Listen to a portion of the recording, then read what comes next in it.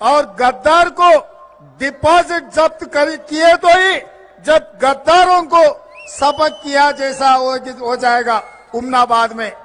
और दूसरी बात, ये कर्नाटक में 4-5 दिन से नरेंद्र मोदी, अमित शाह जी दिल्ली से आकर गली गली घूम रहा है। ये लोग ये गुजारिश कर रहे हैं भारतीय जनता पार्टी सरकार को दोबारा जिताओ।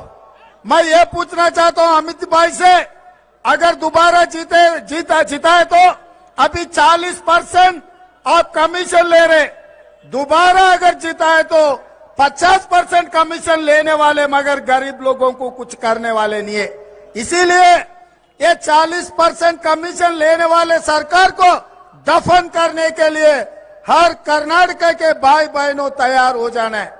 और दूसरी बात, जब गुजरात में असेंबली चुनाव आया था तब नरेंद्र मोदी जी ने, अमित शाह जी ने ये कहा, हम गुजरात के बेटे, गुजरात धरती के बेटे, इसीलिए गुजरात में वोट मांगने का उनका हक है, इसीलिए वो प्रधानमंत्री बना।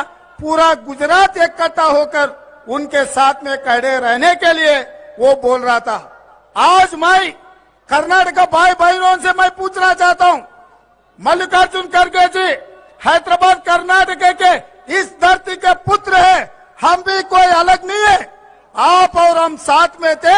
हैदराबाद कर्नाटक, हैदराबाद तेलंगाना एक ही राज्य है, 2 विभाग हुआ। इसीलिए मैं आज इस मंच से ये कहना चाहता हूं, अपना भाई, अपना परिवार में बड़ा आदमी आज कांग्रेस के जातीय अध्यक्ष बना, इनके नेतृत्व में कर्नाटक में कांग्रेस पार्टी जीतना, वो जीत भी ऐसे रहना जिंदगी भर अमित शाह और नरेंद्र मोदी को याद रहना है। क्योंकि ये कर्नाटक उनके बेटे को, ये धरती पुत्र को ये अच्छा मदद दिए, हम लोग सब उनके साथ में खड़े रहना का जरूरी है। क्योंकि कांग्रेस पार्टी खड़गे साहब को एक बार मौका दिए तो 9 बार असेंबली में जीत कर आए, उसके बाद 2 बार लोकसभा में जीते, उन्होंने एमएलए बना, स्टेट में मंत्री बना, एमपी बना, केंद्र में मंत्री बना। 50 साल पूरी करने का वक्त आए तो नरेंद्र मोदी, अमित शाह जानबूझकर इनके ऊपर निशाना लगा के ईडी, इनकम टैक्स, सीबीआई हर एजेंसी को इस्तेमाल करके खड़गे साहब को हराए। मगर कांग्रेस पार्टी श्रीमती सोनिया गांधी जी खड़गे साहब का हाथ नहीं छोड़े, उनको राज्यसभा में बिठा के नरेंद्र मोदी, अमित शाह को सबक सिखाए। वहीं भी खत्म नहीं हुआ, कांग्रेस के एआईसीसी अध्यक्ष भी बनाए खड़गे जी को। जब कांग्रेस पार्टी श्रीमती सोनिया गांधी जी खड़गे जी को इतना सम्मान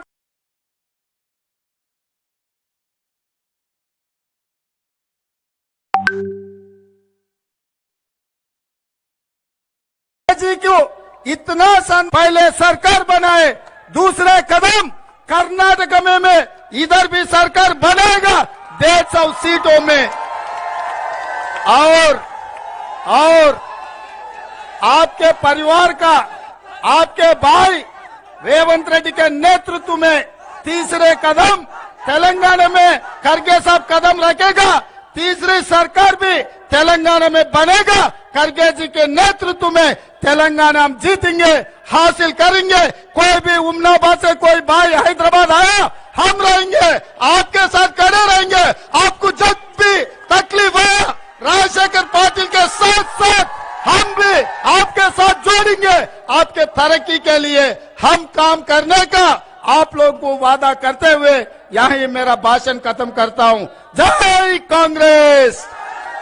भाई आवाज इतना आना, दिल्ली में मोदी को भी सुने आना। जय कांग्रेस, जय जय कांग्रेस। धन्यवाद मित्रों। ఉమ్నాబాద్ శాసనసభ సాధారణ ఎన్నికలలో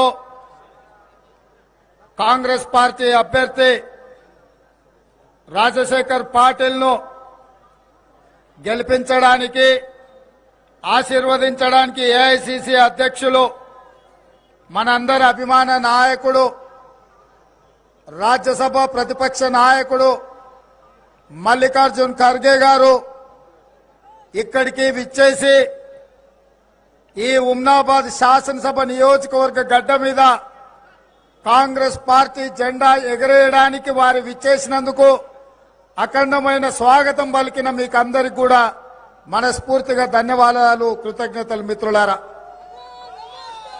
మీ అభిమాన నాయకుడు రాజశేఖర్ పాటిల్ 4 సార్లు శాసనసభ్యుడిగా కర్ణాటకలో పోయినసారి అత్యధిక మెజారిటీతో గెలిపించి మీ అభిమానం చురగొని ఈ ప్రాంత అభివృద్ధికి అహర్నిశలు పాటుపడుతున్నాడు. వారే కాదు, వారి తండ్రి గారు మల్లికార్జున్ ఖర్గే గారికి అత్యంత సన్నిహితులు. నల్గొండ జిల్లా కేంద్రంలో మేమందరం ఇక్కడికి రావడం నిరుద్యోగ నిరసన ర్యాలీ. मित्रों, भाई बहनों, आज इस मंच पे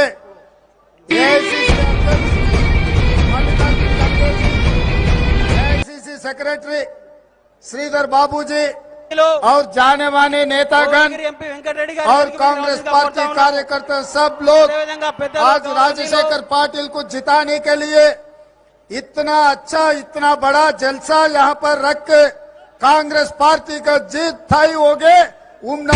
కడుగుతో తిరగదు తరగదు గడియారం యదభారం అరుపుల మెరుపుల అవసరమెరగదు స్వాతంత్ర్యం అనుమంత్రం అలలకు బెదరక పడవల కదిలితే आते वक्त सड़क पे हम लोग देखे. ये पूरा जलसा देखने के बाद, आप लोगों से मिलने के बाद, यहाँ उमनाबाद में इस चुनाव आसानी से हम जीतेंगे.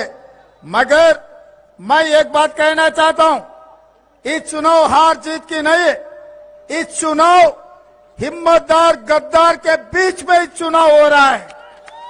क्योंकि राजशेखर पाटिल परिवार ने जिसको बड़ा किया, जिसको राजनीति सिखाया, वो ये आदमी धोखा देकर दुश्मन के साथ जमा होकर यहाँ पर चुनाव लड़ने के लिए, कांग्रेस पार्टी को हराने के लिए कोशिश कर रहा है.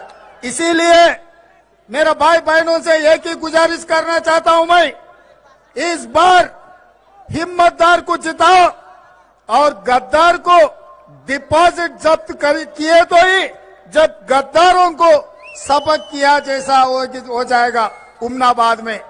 और दूसरी बात, ये कर्नाटक में 4-5 दिन से नरेंद्र मोदी, अमित शाह जी दिल्ली से आकर गली गली घूम रहा है.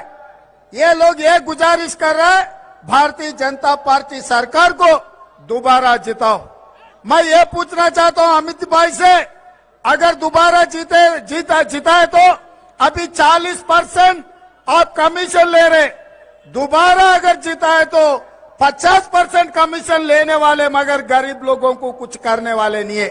इसीलिए ये 40% कमीशन लेने वाले सरकार को दफन करने के लिए हर कर्नाटक के भाई बहनों तैयार हो जाना है.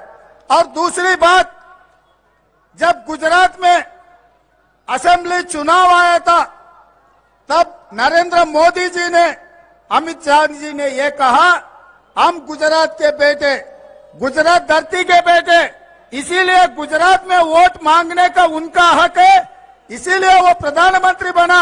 पूरा गुजरात इकट्ठा होकर उनके साथ में खड़े रहने के लिए वो बोल रहा था. आज मैं कर्नाटक भाई बहनों से मैं पूछना चाहता हूं, मल्लिकार्जुन खड़गे जी हैदराबाद कर्नाटक के इस धरती के पुत्र है, हम भी कोई अलग नहीं है. आप और हम साथ में थे. हैदराबाद कर्नाटक, हैदराबाद तेलंगाना एक ही राज्य है, 2 विभाग हुआ. इसीलिए मैं आज इस मंच से ये कहना चाहता हूं, अपना भाई, अपना परिवार में बड़ा आदमी आज कांग्रेस के जातीय अध्यक्ष बना. इनके नेतृत्व में कर्नाटक में कांग्रेस पार्टी जीतना, वो जीत भी ऐसे रहना जिंदगी भर अमित शाह और नरेंद्र मोदी को याद रहना है. क्योंकि ये कर्नाटक उनके बेटे को ये धरती पुत्र को ये अच्छा मदद दिए, हम लोग सब उनके साथ में खड़े रहना का जरूरी है।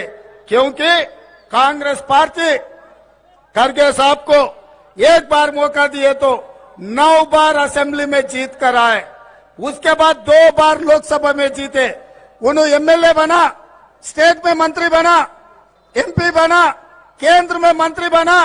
50 साल पूरे करने का वक्त आए तो नरेंद्र मोदी, अमित शाह जानबूझकर इनके ऊपर निशाना लगा के ईडी, इनकम टैक्स, सीबीआई हर एजेंसी को इस्तेमाल करके खड़गे साहब को हराए। मगर कांग्रेस पार्टी श्रीमती सोनिया गांधी जी खड़गे साहब का हाथ नहीं छोड़े, उनको राज्यसभा में बिठा के नरेंद्र मोदी, अमित शाह को सबक सिखाए। वहीं भी खत्म नहीं हुआ, कांग्रेस के एआईसीसी अध्यक्ष भी